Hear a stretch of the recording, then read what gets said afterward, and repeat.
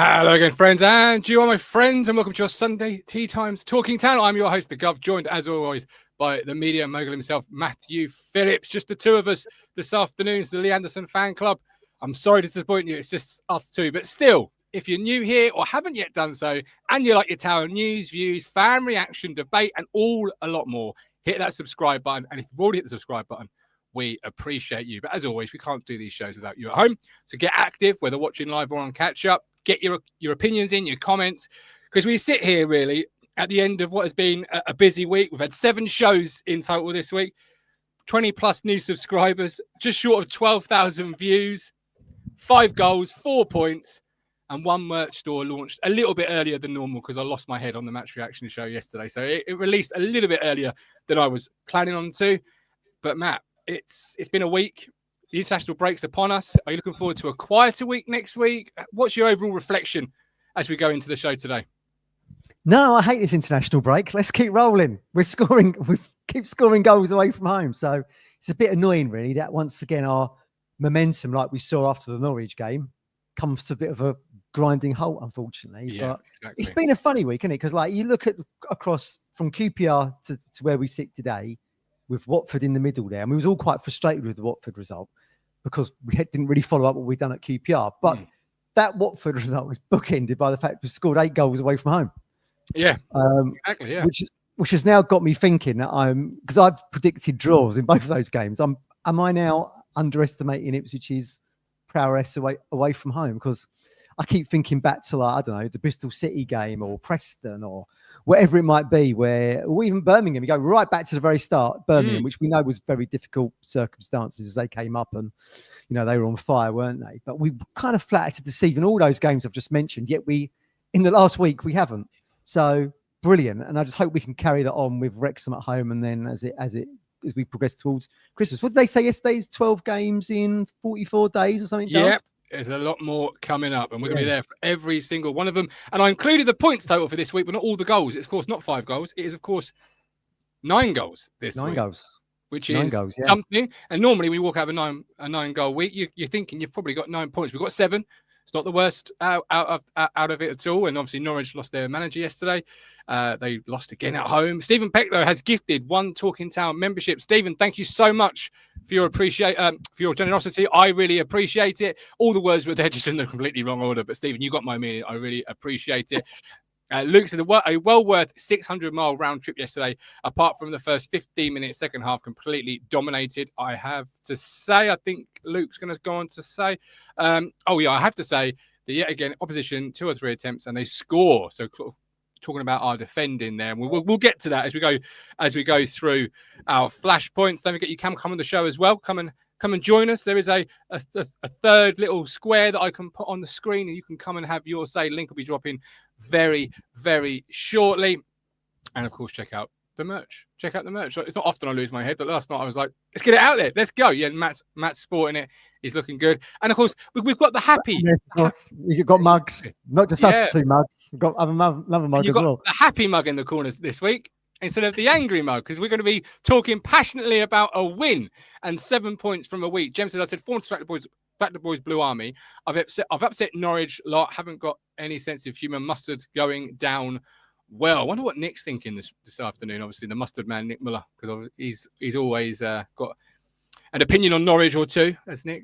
Interesting. I mean, it's been great while it lasted. I mean, all competitions, 8 defeats at Carrow Road on the trot. It's not good, is it? League and League Cup. So it's been good while it lasted. I mean, look, we've spoken, football aside, we've spoken about Liam Manning before. He's a good manager. He was very good at Bristol City last season. Let's hope he goes on and he does well somewhere else. It'll be very interesting to see who would take the hot seat at Carrow Road. It's going to be an interesting one. This is it. Yes, it's going to be a very interesting one. So coming up today, we've got the flashpoints. We'll go through every goal as it happened. We'll pick out a few players. We've got our likes and our dislikes. We've got the voice message service from speakpipe.com/Talking Town. Fans have been leaving their opinions. We love hearing your opinions. I absolutely love putting those together every single week. Some of them make me laugh. And then I sit here and hear them again and they make me laugh. I've never heard them before. So love you using that service. And don't forget, we are partnered with Stowmarket Osteopaths and Match Bingo. And that's who our flashpoints are brought to you in association with. Match Bingo. Don't forget the word town, all in caps, because we have teamed with Match Bingo to give you a deposit bonus. When you use the word town all in caps, you can now get a 100% deposit bonus, which is when you deposit the minimum of £10. And while it's bonus cash and can't be withdrawn, the winnings can be. So get a 100% deposit bonus by using the word town all in caps. Deposit minimum is £10. Terms and conditions apply. Over 18s only. Be gamble aware, or visit Be Gamble Aware for more information, and gamble responsibly. Once again, all the words in the right place, just not quite necessarily in the right order. It's going to be one of those shows for me, I think. My brain and my mouth haven't yet engaged with each other. No, you mean well. Let's continue. Thank you very much there. That sounded lovely. You meant well. Yes. Yeah, good try, sir. Good try. All right, talk about good tries. Obviously, Jack Clarke opens the scoring. Dara O'Shea wins the ball, lays it off to Jack Clarke, and Jack Clarke does the rest. It's a lovely way to open the game in terms of scoring. It's a good goal. Jack Clarke, yesterday, I said, was unplayable. I stick by that, having been watched back what I've watched back. What were your thoughts on Jack Clarke yesterday, Matthew? Well, it's tremendous. I mean, you're glossing over the fact you sort of lost it with the 6 changes. Oh, I did. Yes, I did. Yeah. Yeah. I did. But I mean, look, that's now part and parcel, isn't it? I mean, it's not as many as what we've seen in other games. 7 was one of them, wasn't it? Yeah. But Jack Clarke coming into the side. It's just who we are. It's who we're going to be. I'm always disappointed when I'm going to lose my track of Fred now. I'm always disappointed with Philogene not in the side because of what he brings to the table. But we have said on a fairly consistent basis, he's really good at Pullman Road. He isn't on the road. And I mean, look, the finish from Jack Clarke is everything that we've been missing from Philogene on our travels. I mean, it was a great run.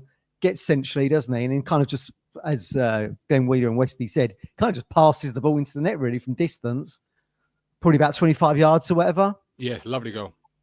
He played he did play very well yesterday. It reminded me, look, let's not beat around the bush here. Swansea were bloody awful. And if you've got a good memory, you'll remember from the summer, they were my dark horses. They were, yes. 6, right? I mean, they're a mid-table side, just terrible.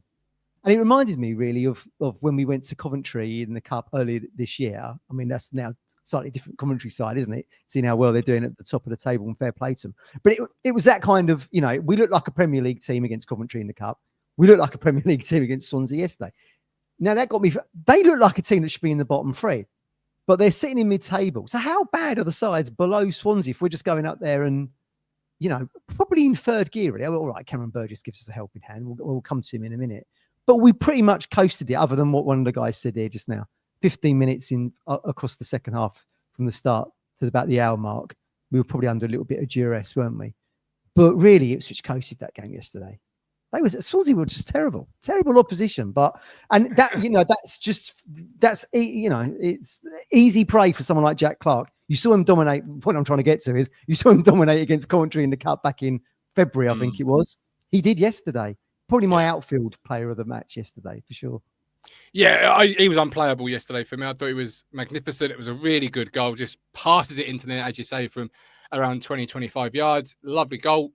Well won by Dara O'Shea. High up the field. He releases it to Jack Clarke, and away we go. And you talk about how poor Swansea were, and you could take that line, and you're absolutely right to. But I also view it as that's how good we were. We restricted them to nothing. We gave them nothing. The back 3, apart from Walton, which we'll get to in a moment with one of our flashpoints, had absolutely nothing to do.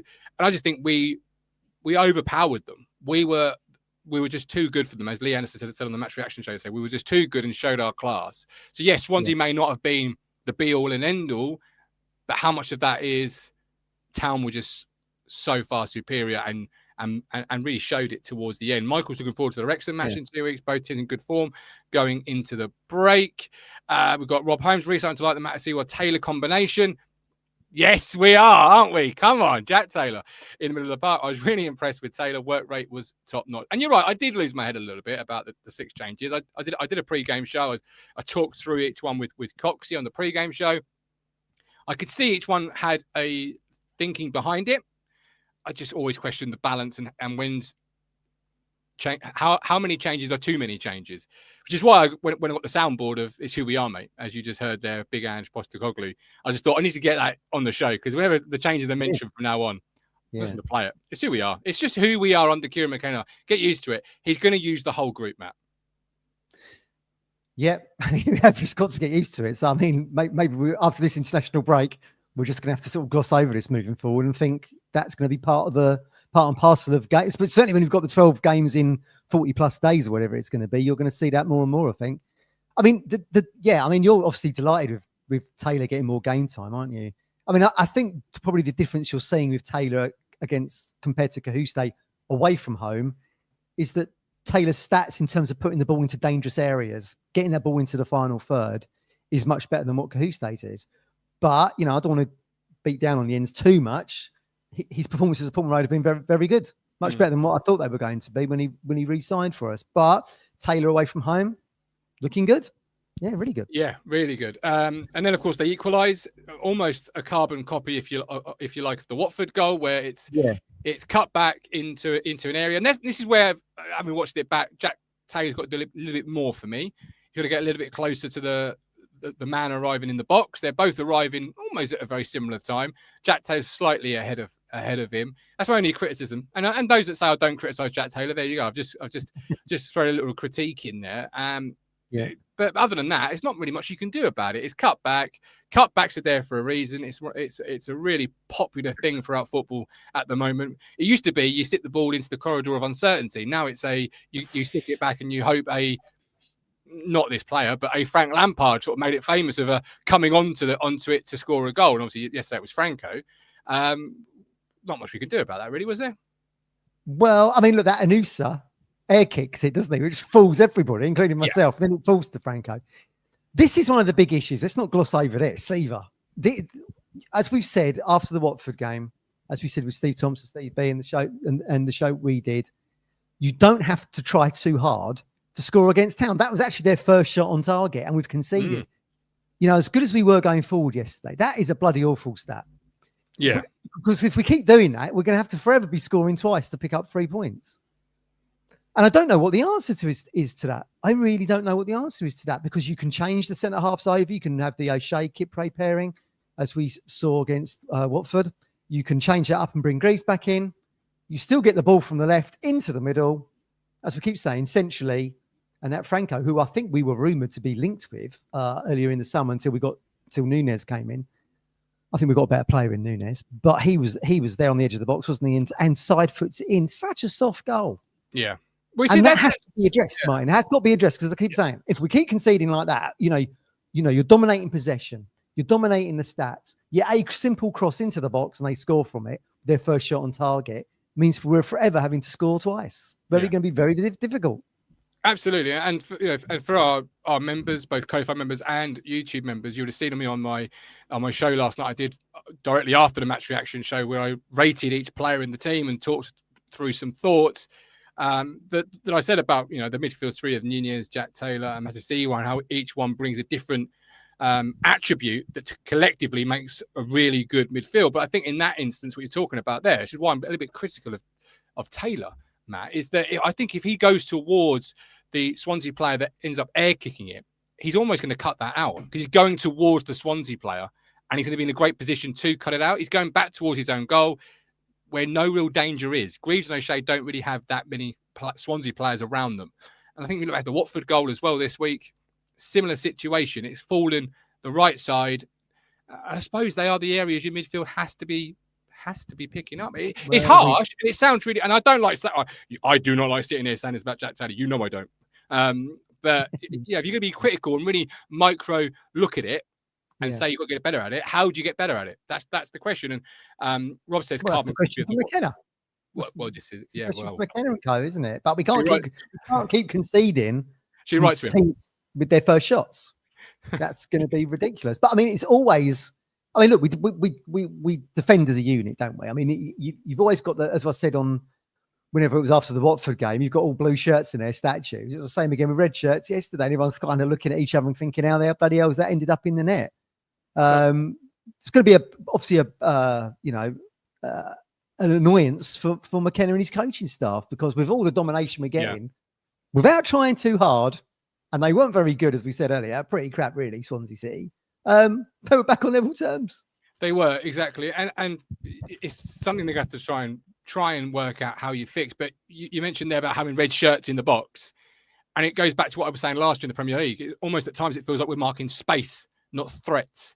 And you're going back towards if you try and plug a space, then you're going to get bodies in the right area. And that kind of what I was saying last year, if you remember, in terms of how our defensive shape at times was. And in that instance, you've got to identify who is your threat.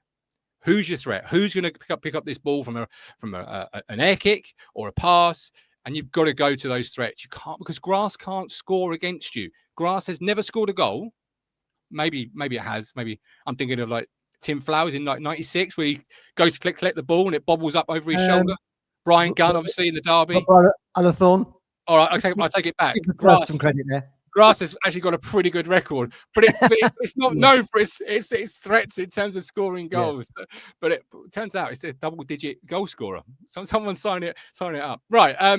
Well, the concern is that if someone as bad as what Swansea were yesterday in isolation of that 90 minutes, not good at all, can score that freely against us, it's a worry when you do start playing. I don't know, when we've got commentary coming to Portman Road on December the 6th. Then the week after that, you've got Stoke. We don't want to be gifting these sides that we're competing for top 2 positions with, letting them score with the first shots on target. We've done it with Watford, and now we've done it with Swansea back to back. Yeah, absolutely. Don't forget, this is Flashpoints brought to you by Match Bingo. You can play Match Bingo by scanning the QR code on the screen or link in the description. Over 18s only. Teams to apply. Please gamble responsibly. And remember the word town, all in caps, for a 100% deposit bonus when you deposit £10 minimum. So we've got Electric Trust. We still have a way to go to be a team rather than individuals, improving, but a way to go yet. Leif Davis has a shot. Cameron Burgess tries to block it. It ends up in the back of the net. Town go, obviously, 2-1 up at this point. I think the shot was going wide. It must have been to be credited to Cameron Burgess, because normally if it's on target, they generally give it to the... It was flipping. If it was a shot. Now, if I was Leaf, I'd be saying I was trying to pass it over to whoever was running in at the far post. Was it Nunez or somebody? It was a bad pass. It's either a really bad shot or a really bad pass. But either way, it ends up in the Swansea net. It does. I thought Leif Davis yesterday, Matt. I thought yesterday we saw Leif Davis get into real quality attacking positions throughout the course of the 90. And in the second half particularly, the Leif Davis quality of old was really evident. And I think right there is where you want Leif Davis coming onto it. It's not a great shot, but it's something that works in our favour because it goes in the back of the net. I really liked his performance yesterday, Leif. Yeah, I'd agree with you. I mean, look, big shout out to Cameron. I mean, look, nearly everyone to a man wanted Cameron Burgess to stay, didn't they? And even McKenna was saying what a great guy he was. There was probably still a role for him to play. So I felt really sorry for him because you could never, if he hadn't scored that goal at Coventry, who knows what might have happened? We might never have got promoted or whatever happened. So he's placing town folklore. He's in there. So over the 90 minutes, we want to see ourselves do well and win the game. But I did feel sorry for Burgess. But yeah, what you saw from Davies yesterday was everything we didn't actually get in the majority of the game against Watford until Greaves came on in that position, and we started seeing an attacking threat down the left. I mean, Johnson is a functional player, arguably playing out of position when he's on the left-hand side. He wants to be on the right, most likely. But that was probably what was missing in a lot of our attacking play on Tuesday night.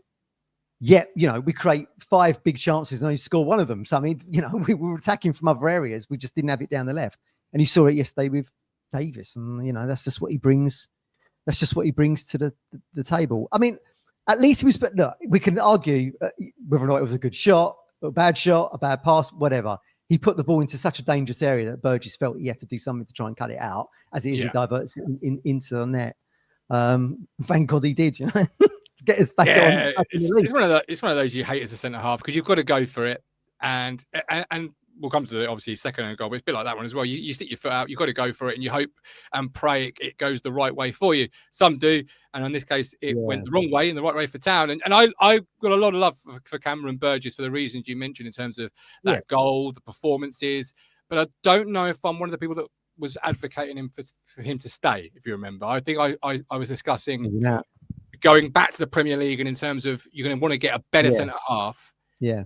And by signing him to a 2 or 3 year deal, you're going to potentially really restrict yourself in the window. You did say that. You're quite right. So the question is Kipre better than Burgess?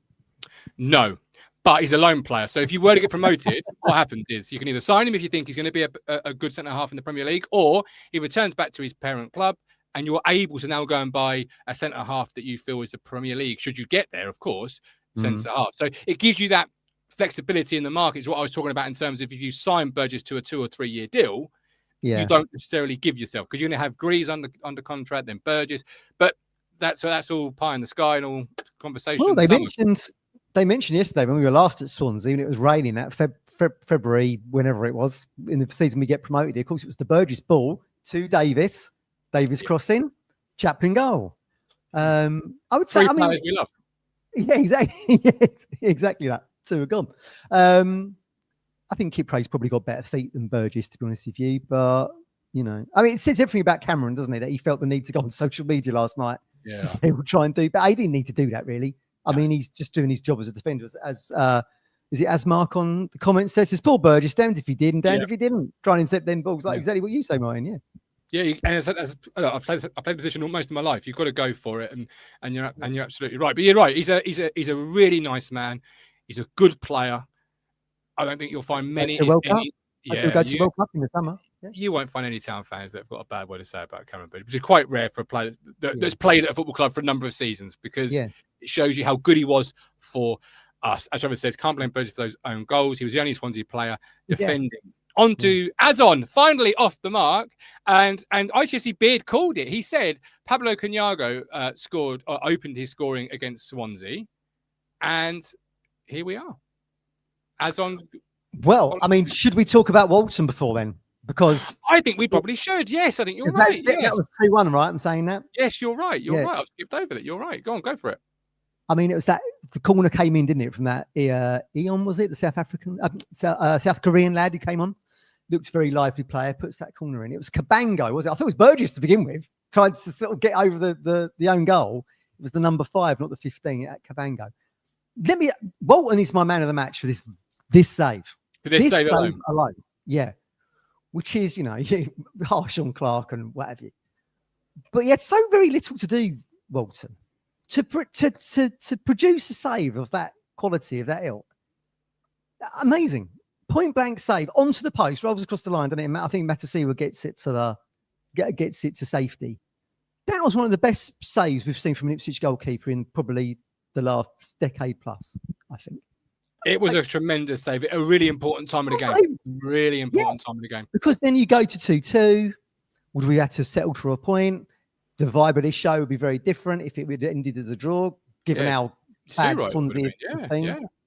So it was a phenomenal save from Walton that, you know, myself included, really have kind of written him off as just being the number 2. But the injury to Palmer after the Charlton game means he's playing matches. That was a great save. And, you know, I've been flippant about Walton in League One days, and I used to say he can't control the ball. Needs at least 2 touches, 2 touches Walton to there. That was a tremendous save yesterday. Like I say, so, tell me in the comments if you can think of a save in the last 10 years that was better than that. From 10 years. Oh, the 10-year cap. I mean, you could take out any one of Bartosz Białkowski's saves, to be fair. I mean, he's made some tremendous saves himself. This is the former president of the Białkowski fan club. I never gave him my membership card. Still going, still live. Yeah. It was a tremendous save. It was really good. I mean, look, we've had some of these moments this season. I mean, like I said to you, like Philigine's goal against Norwich, show me a better goal than that. You know, that made the difference. I mean, Bullard's goal when we got drummed by them at Portman Road didn't make any difference in the end, did it? But Philigine's goal against them was the one that just gave us the springboard. The Walton save yesterday gave us a springboard for those 3 points. So fair play to him. And I really, Boy About Town says Palmer at Villa. That's a very good save. Yeah, that was a great save. Very good save. And I liked his reaction yesterday, Christian Walton, to that save. You can see how much it meant to him for that moment. It's his birthday today. It is. Happy birthday, Christian. Yeah. Happy birthday. But that another good reason to give him man of the match. You could see what it meant to him to make that tremendous save at a big moment of the game. Look, you say as a number 2. For me, he's still a number 2, and he is the number 2. And Palmer, when he's fit, would come back in. I still would like an actual number 1, but you can't take away anything from that save. That's a very good point. Are we all of us in the comments here, are we automatically assuming that once Palmer's got over his injury, probably after the international breaks, the Wrexham onwards, does he come straight back in? Or does Walton keep him? Yeah. No, he absolutely should come back in. He's the better goalkeeper. One world-class, tremendous save does not change my opinion on how I view those 2 goalkeepers. It just doesn't. I view Palmer as the better goalkeeper. I'm sorry. I know it's his birthday and it was a world-class save, but ruined it. I don't mean to ruin it. Why? Do you think Walton should retain his place once Palmer's fully fit? Well, no one retains their place really, unless you're O'Shea, Matasiwa, or probably George Hurst. I mean, Ivan has come in for him, hasn't he? So there's some shirts there that are safe. I personally do think Palmer will come back in. I do agree with that. Talking of goalkeepers, a very good friend of mine has been over in Italy this weekend and went to Atalanta Sassuolo today, where Muric was in goal for them, winning 3-0, and he's having a great season. And I put Muric's stats in for this season compared to Palmer's. Different player. Yeah. Different player. I mean, it's off the scale, but I mean, he's a different country, different start, new beginnings for him, right? I can't. I got absolutely slammed in the Discord through the summer when I was saying we should keep Muric. He's our better goalkeeper. So I'm going to keep quiet on the Muric. If you look at a lot of the comparison apps, they do say like strengths, the high takes, goal kicks, whatever. Now they've got weaknesses, prone to error. It's a pretty bad error. I will agree. Luke said, I think Palmer's good, but I wouldn't say either Walton or Palmer are better than each other. No, I agree with you. And that's why I still think we need a number one. We could arguably say Muric after a year. If you remember in our Discord, this is a conversation that comes up a lot. I mean, a lot of people do still say, don't really see it in the comments there, but a lot of people do still say Muric out of those three keepers. I'm one of them. Muric, Palmer, Walton is the better one. But first impressions, right? As someone rightly said there, what was our first impression really of Palmer? The save at Villa gets the point. Brilliant. What was our first impression of Muric? Errors at Manchester City that he never really recovered from. No, that's absolutely. the problem, isn't it? Craig says another clean sheet for Muric today. We'll get our money back on him the way he's going this season, which is absolutely true. Well done. Yeah, that could be a good deal for everybody involved. Yeah, get some dough back. Yeah. So Azon up and running with the goal off a goal from a corner. Thoughts on Azon? Header. Yeah, O'Shea header. That's one of my likes, set pieces. Hold on a minute. No, I know. What, you turned massively here. I know. I've got likes and dislikes. Well, I've got set pieces is one of my likes. Look, listen, it would have been a dislike potentially had Walton not pulled out a world-class save. Yeah. It's another set piece where we've almost conceded, and at that point we would have conceded. Marginal gains, you see. This is where the 1% comes in. This is it. But I tell you, if the club have had a good week, Mark Hudson's had a flipping tremendous week. Yeah. He's seen Nunez put two free kicks away. He scored from a corner. He's not conceded from a free kick. The statistics for this week's pieces are going through the roof. He has had a tremendous week. He will have a fantastic weekend. I've got no doubt. So that's one of my likes because it is a really good corner. I said yesterday on my members show for the team ratings, Azon is in the right place at the right time, but that doesn't just happen. You don't just end up in the right place at the right time. That's a really well-worked corner routine. O'Shea is free, he heads it, and Azon's movement coming round the back post, as I'm sure he's probably instructed to, puts him in the right position at the right time to tap it in. It's a really well-worked set piece. I can't speak highly enough of it. I really can't, which is, everyone was delighted for Ivan, weren't they? Because myself included, gave him a bit of grief. As we said, he can't finish, as Crunch said to me, he can't finish his bloody dinner. But he did yesterday. Brilliant. And you could just see all the town fans behind the goal. And even when he runs to like Ben Johnson and Ashley Young to celebrate, you could see the delight. Everyone was so pleased for him, weren't they? Let's hope that gets him now off the mark and running. I mean, it's come, like I said earlier, it's come at the worst time. Got a 2-week break now. I know. So I mean, that's the annoying thing, isn't he? Now he's suddenly got the momentum. He hasn't got game time to build on it. But he can take that as a platform now and move it forward. I mean, we were ultra critical about him missing 2 headers at Pullman Road against Watford. But as you say, O'Shea header, keeper saved it wherever it was blocked, and he was there at the far post when he just to nod it in. That's what you want. I mean, Ian Rush, Gary Lineker made a career out of scoring from 2-3 yards. Yeah. Hall of Fame legends. I mean, if you're there at Johnny on the spot, right time, right places, you'll say, you could score a hatful. And he did. But it's his movement that does it. Because he's not just stood there waiting, it's his movement. He's moving into that area, waiting, anticipating, which is why, as Mark says, it's Hudson back on the Christmas card list. As Mark is getting there, because these last 2 or 3 weeks, I have seen with my own eyes a real increase in ability from our own set pieces in attacking and ability in defending. And hey, long may it continue, because I've waited 18 long months to finally start waxing lyrical. about a town set piece. I really have. So yes, it was one of my likes. Ivan is unlucky. I mean, look, the first header from the Eagly cross, I think, at Pullman Road on Tuesday night was terrible. They didn't hit the target. No. But in other games we've seen, I think it was Pompey, wasn't he? He hits the post against Norwich. That allows Jack Clarke to actually get the goal. Mm-hmm. So in another dimension, he's actually got 3 or 4 goals. And we're all sitting here going, this is the number 9 that should be starting games. But let's see how it progresses anyway. Let's hope he can pick it up against Wrexham and continue what we saw at the end of the game yesterday. It's brilliant. Yeah, Andrew Charles, welcome in. He says joint second highest goal scorers and third highest goal difference. Not bad for a sluggish start. It absolutely isn't. And as Matt's alluded to, international break next weekend. We are live still next Sunday in a Ask Us Anything show. He knows nothing about this. I don't know anything about this. He knows absolutely nothing about it. Am I available? Probably. He's available. We'll make him available. Ask us anything. Submit the questions through YouTube comments, martin@talkingtown.co.uk, through Discord or social media. Ask us anything. Might not answer anything, as in like whatever question you might throw, we might go, I'm not going to answer that one. But ask us anything, and I'm sure we'll answer 99% of them. All right, you up for that? As it's a nothing weekend. Football related. Anything. Oh, right, crikey, okay. I'll vet them. Don't worry. Don't worry. I'll vet them. No one's going to array of speak pipes. No one's going to ask for your home address, Matt. All right, no groupies will end up at Matt Phillips's front door. I can assure you. All right, I can assure you of that. Rob says if Aslam wasn't getting into goal score positions, then I'd be more concerned. And Shay said it was great to see his teammates so happy he scored. Yeah, and Dara O'Shea there. I loved that little bit of leadership from Dara O'Shea when he scored. He shoved him in front of the town fans to take his moment, and soak it in. Really, really good. And of course, the fourth goal. Before we come to social, our voice messages and Collins waiting to come onto the show, our fourth goal was another own goal. But I feel really sorry for Cam because he's got to put his leg out. He's got to try and block it because right behind him is Marcelino Nunez waiting to score his third goal in 3 games. But Cam gets there before he does and puts it in the net. Marcelino Nunez, how did you see his performance in that 10 position yesterday?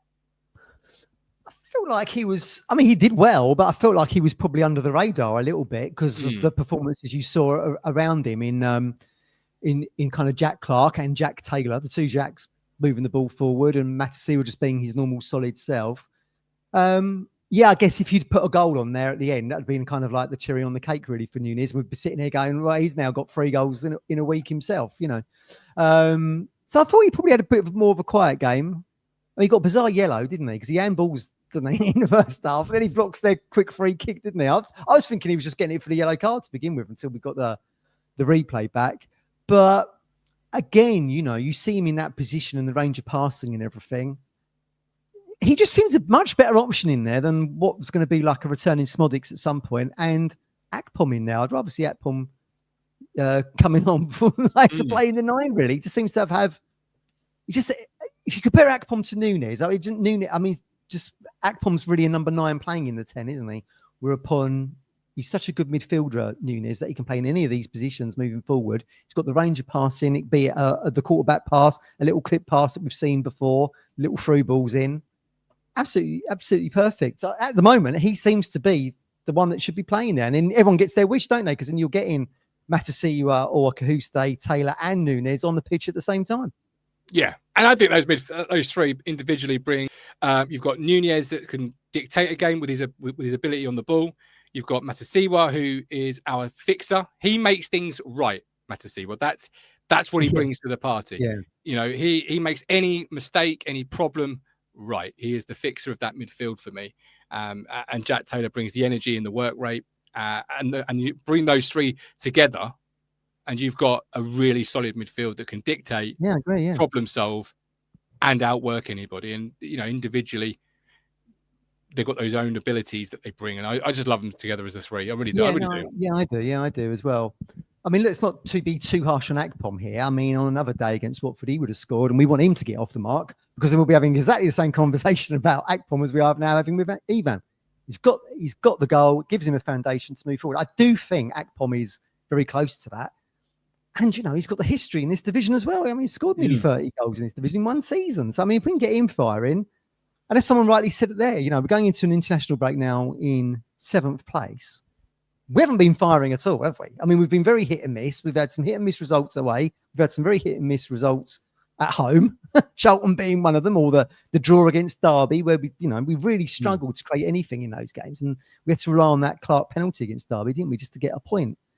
But now it seems to be coming together. I mean, we thought maybe sort of round the Norwich game, didn't we? Thought early October would be. But if it's to be mid-November, then so be it. But we're in a very good position. And of course, big games coming up in December when you got Coventry and Stoke back-to-back. That'd be a good measure. It was very interesting what Lee said yesterday. He'd not seen a side we'd played yet that he felt would finish above us. That was a really good point. I totally agree with him. So it'll be very interesting when we get Coventry and Stoke back-to-back to see how this side compares. It's a massive month, December. You've got Coventry twice, you've got Stoke, you've got Hull, you've got Millwall. Yeah. It's a big month where if you put on a run, suddenly come January, you're looking very pretty with January window still to come. I do think Coventry a little bit over the horizon at the moment, but certainly we're 6 points behind second with a game in hand. It certainly feels to me like that we could be pushing for that in December. Absolutely, that's got to be the aim going into the new year, to be sitting right behind Coventry, unless they fall off a cliff themselves and we can overtake them. It's not looking likely at the moment. They're looking at a completely different side to the one we saw back in Feb in the Cups. I mean, fair play to them, scoring a shed load of goals, creating a load of chances. We've been creating lots of chances, not always taking them. But this week has proven, take Watford out of the equation, 2 back-to-back away trips, 8 goals in 2 away games. Brilliant. Luke Warren, Nuno had a good game. I was happy getting out the right, collecting the ball from McAteer and putting good balls in, and like Akpom or Smolix, bit like Chaplin. All right, let's have our From the Stands. We'll have some voice messages. Colin will be on the show very shortly. Are you ready for these voice messages this week? I don't get it. 6 changes. Some I agree with, some I definitely don't. With the connection part, which McKenna said, I wish we got players in earlier in our summer transfer because to form partnerships. Well, he's gone back on that every time he changes his team from one week to the other, because you can't play O'Shea Kipri one week and then go back to O'Shea Greaves, then O'Shea Kipri, O'Shea Greaves. It's unbelievable. Unless they're really, really playing badly, which Kipri didn't on Tuesday or at the weekend, or he's injured, which if he is, he shouldn't be on the bench, so he's not. Why drop him? I would have kept Kipri. I would have put Greaves in the left-back position because Leaf, obviously he's got over his hamstring, but when we come back off the 2-week international break, we've got 3 away games, all hard games, and they're all away. So I would have rested him ready for that. But there you go. I'm glad Taylor's back in though. I'm glad Nunes is back in though. Come on, what a result. Now we're talking. 4-1. That's a good result away, to be fair. That's 2 in a row. Now the Watford game don't look so bad, does it? So really, when you think about it, we've played now, 4 games? Is it 2 at home, 2 away? And we've got 10 points out of 12. So it's definitely promotion form. Hopefully it'll continue. Up the town. Cameron Burgess, he scores when he wants. So my thoughts regarding the game yesterday, Ipswich versus Swansea, where we won 4-1. I was quite critical before the game, but watching it and thinking about it, to be honest with you, it was a poor Swansea team that we were playing. I think it was. What you said. They were saying it was their worst home performance of the season, and I go back to McKenna keep changing it game by game, as in the lineups. It proved that yet again that their goal, we just cannot defend. And half the reason why we're in this position where people say, well, we can't defend, is because yet again, it's new partnerships. You know, you got the new midfield, as in Matasira and Taylor. You got a new partnership, as in central defence of O'Shea and Greaves. That's two new partnerships yet again. That's without the new partnership of Furlong and McAtee down the right-hand side, or Leif Davis and Jack Clarke down the left-hand side. And then you have Nunes and Hurst up top, or the number 10 role, number 9 role. There's all new partnerships across that pitch. And with that in mind, we will concede. So yes, we did win 4-1. We needed to win and get those 3 points because it only pushes us up to 7th in the league. So we had to win. It was a great save, a hell of a save by Walton, tipping it onto the post, but also Azor, Matasira, clearing it, because if he hadn't cleared it, there was a Swansea player right behind him to just tap it in. So both of those were brilliant, what they done. And I will say, you know, yeah, we were in the position, as in Leaf attacking, having a shot on target, although I think it was going off target actually if Burgess hadn't have connected with it. And also Caduce going down the left-hand side and crossing it in first time, which was nice to see, instead of messing about and passing it back and Christ knows what, like we normally do, side to side. But Burgess, unfortunately, you know, for him, from both of those instances, scored 2 own goals. So I think, in my opinion, it's glossed it over a hell of a lot. Waka waka, hey, O'Shea and McKenna's men. We'll see you in the Prem. Tamina, hey, waka waka, hey, 4-agent man of men. It's League One again. Up the town end. Brilliant. Thank you so much for the voice messages, those that have submitted them. Lots of talking points in there. Obviously, we had one before the game and then one after the game, glossing over, I think the penultimate voice message said. Reminded me of the hokey cokey that. O'Shea Kipre 1 week, then it's O'Shea Greaves the next. He had a point, to be fair. Yeah, he had a point. He's right, yeah, he's right. That's a good point, actually. That is a very good point. That maybe some of these defensive frailties come from changing partnerships constantly. Now, you've got to say they're working on this on the training ground. They ain't just like sort of just rocked up, haven't seen each other for a couple of weeks and started playing. But that is a good point because the match situation is very different to being out down at Woodbridge on the training ground on a Wednesday afternoon. It is a good point. Playford Road, which is in. Oh, it starts with a doesn't it? The village. It's not Woodbridge. No, Woodbridge, isn't it? Rushmere. Rushmere. Oh, it's in Rushmere, Matthew. Not in Woodbridge. Am I right? I thought it was Woodbridge. Tell me in the comments if you're local to the training ground. It's Rushmere. Rushmere St Andrew. You're getting right now. You're getting really granular on your geography now. I think I'm right. What was that river called again in Stowmarket? Gipping. Gipping, yeah. There you go. Luke says Rushmore, but I think it's Rushmere. But anyway, and also we had 2 wonderful. Burgess scores when he wants, which does still make me laugh. Brilliant. And of course the song at the end, which I absolutely adored. I was like, this is brilliant. Thank you very much for actually playing the guitar and sending through a song. And probably giving me my second copyright strike. Anyway. Struck off, yeah. One more, it might be curtains for Talking Town. All right, we'll bring in Colin right now. Colin, welcome in. What's your thoughts following Town beating Swansea? Hi, Colin. You all right? Hello, Matt. Hello, Matt. Hello, Gav. How are we? All right? Yeah, we're good. Thank you, mate. Feeling really good. And I think we was all hoping for the 9-point week. But I think 7, like I said in the chat, I think the 7 points, 9 goals scored in the 3 games, so average of three goals per game, and 7 points like that. Yeah, I think that's acceptable over the week, especially with 2 away wins. And like Matt quite rightly said, Gav, I mean, 8 goals in 2 away games is fantastic, and like everybody has said, you know, in the chat and yourself, Gav and Matt, we can polish ourselves up a little bit more defensively. You know, we're going to be absolutely fine. Yeah. And I'm not. Yeah, it's not arrogant to say. Yeah, I mean, you've got to give a lot of respect, obviously, Gav, to Coventry, because they've come out of the blocks right from minute 1, firing, and they haven't really stopped up till now. But whether that'll continue,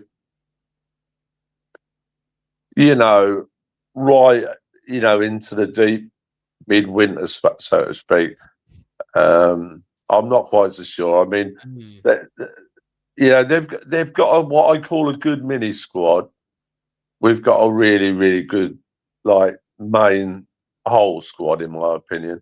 I mean, they might bolster in January, Coventry, who knows? But I think, you know, when the injuries and suspensions kick in, which they will do, I think that's when Ipswich will really start kicking on, you know. Were you pleased to see Ivan score yesterday, Colin? Because we were chatting in the week, weren't we, on the phone, and you were saying he should watch some Paul Mariner videos to see how to take the ball in, and lo and behold, he did. So you must have been delighted yesterday in the away end. Yeah, absolutely fantastic. And I mean, shout out to Rich, because believe it or not, I mean, it's nearly 2,500 yesterday, which another shout out to the away fans because amazing. I remember a certain Norwich fan. Saying, "Yeah, but you only travel away because you're winning." Well, this season we're winning quite so much, and we still take that for. I mean, I left Ian's house at 7:15 yesterday morning. Went to Cambridge, then on to London, Matt and Gov, and obviously then down, southwest down to Wales. He's on the train, weren't you? On the train. Yeah. Now I left Ian's house at 7. The coaches left at 5:30. I left Ian's house at 7:15. Caught the 8:30 train at King's Cross, and I actually got home at 11:55, 5 minutes to midnight. I was really, really tired. That really knocked it out of me today. But the point I'm trying to get to, Governor Matt, is that, and I say it all the time, and I absolutely mean it, not just myself, but shout out to every one of those fans who were there yesterday. I mean, that's from Ipswich, that's probably about, I would say, bordering on about 500 to 550 miles round trip. Yeah, people put in 600. Some people done 600 yesterday. Yeah, 600. Yeah, it would be, Matt, for some people. And I mean, it's just incredible. It's just, and the voice. Okay, all right. There's silences a little bit when they equalised. Yeah, it happens to all away fans, but for 90% of that 90 minutes, they were singing. They were loud, as I always say, loud and proud, and it does help. Anybody who doesn't think that helps needs to give a head a wobble, because it is, the proverbial 12th man. And but yeah, sorry, go back to what you said, Matt. I was absolutely made up for Ivan, and I'll tell you what, we was up that end, obviously. And I'll tell you what, Gov and Matt, that was such a good header from O'Shea.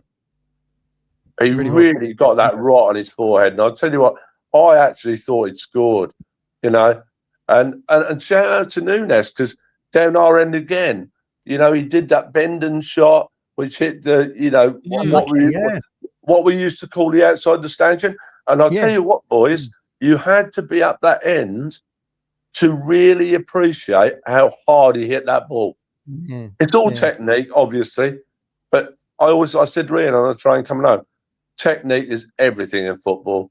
I mean, you can lash at anything. You don't always have to hit it as hard, but if you've got fantastic technique, which Nunes has, he's some player. He is, yeah. He really is some player. It's what Ian Westlake said on the commentary, Colin. Exactly that. He said he bent that shot like it was a free kick, but in open play. Yeah, fantastic. He's very unlucky now. He was very unlucky. O'Shea had a good game, didn't he? Because as you rightly say, Mine, he gets the assist on the first, nearly scores there. Suddenly you'd be saying, what a performance O'Shea has had with an assist on a goal. I mean, he's unlucky not to get the assist for the header, really. It was all down to him, wasn't it? That the rebound. Just didn't have much to do in terms of the Swansea threat. Colin, before I let you go, is there anything else you want to say before we have to move on?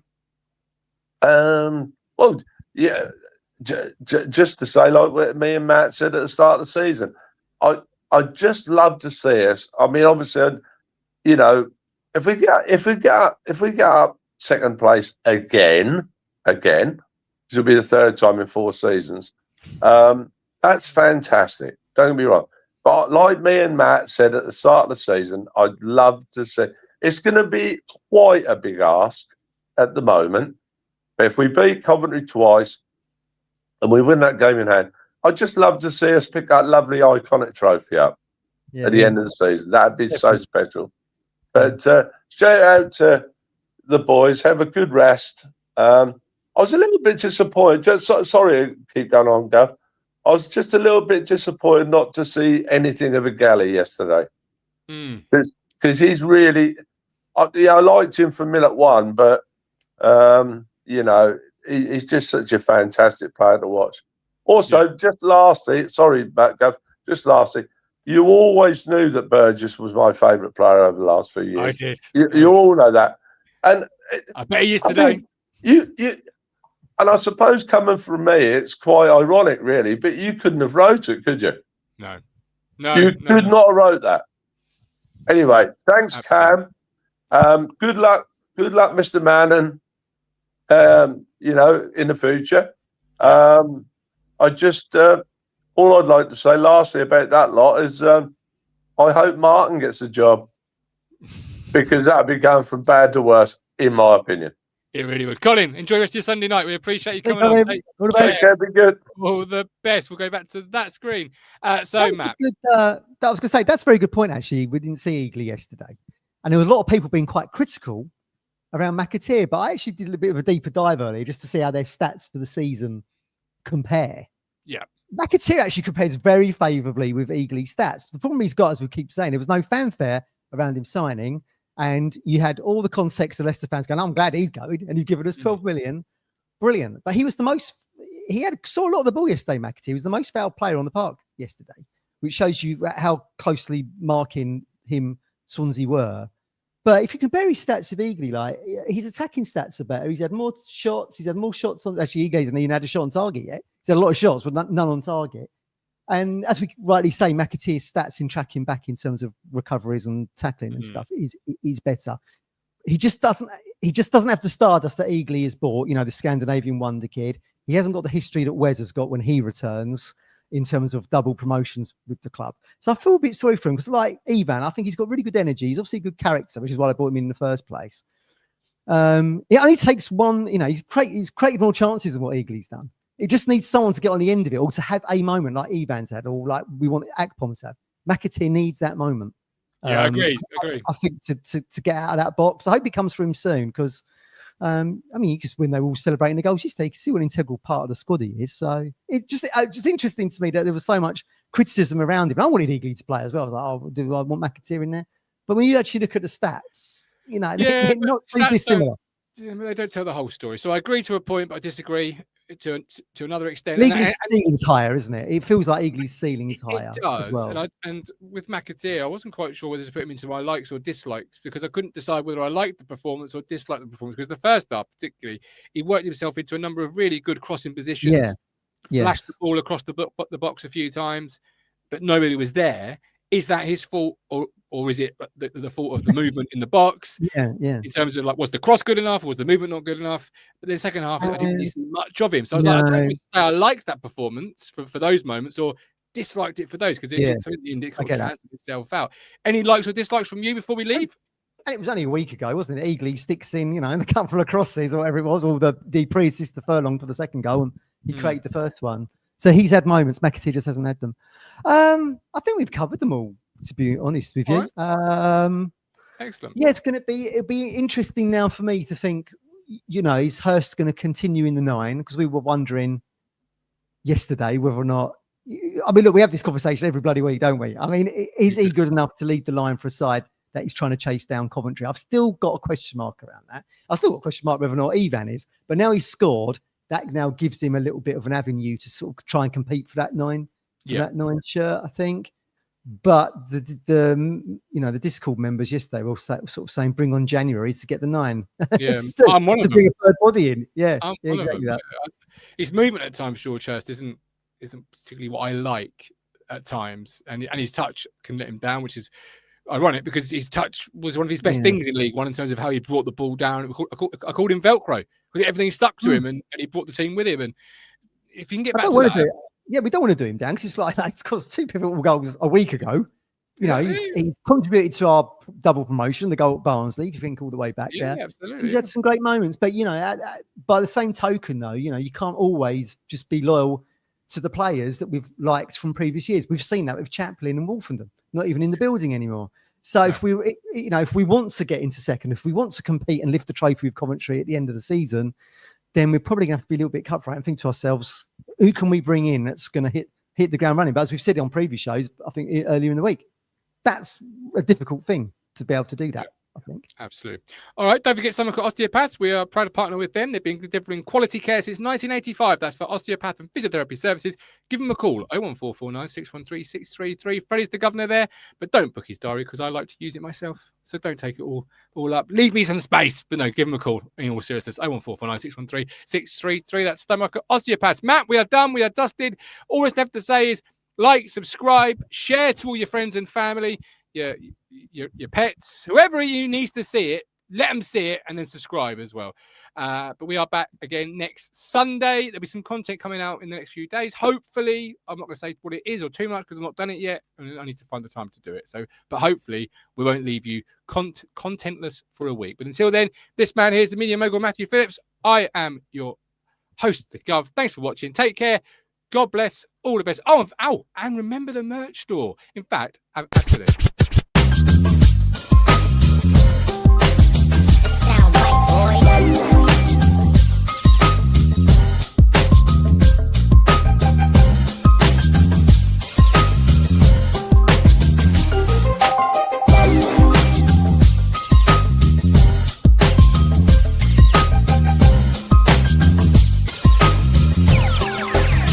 Sound right, boy. You've reached the end. Thank you so much for watching. Hit here to subscribe. It's totally free. And hit here for more Talking Town videos. I'll see you on the next one.